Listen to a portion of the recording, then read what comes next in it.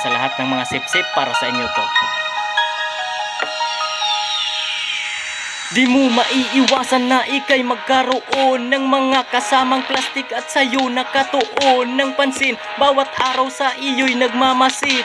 Sila ang mga salot na nagsisilbing balakid sa loob ng kumpanya. Sila ang tagapagmana, talagang mga hunyango ang mga putang ina. Lalo na yung kupal na kunwari opisyal. Lihiti mo ka ba? Oo, lihiti mo kang kupal. Nagbabalat kayo na kunwari kakampi, pero ang katotohanan siya'y isang mapang-api. Puro ka lamang utos, di marunong sumita. Wala kang bayag, sobrang nakakairita.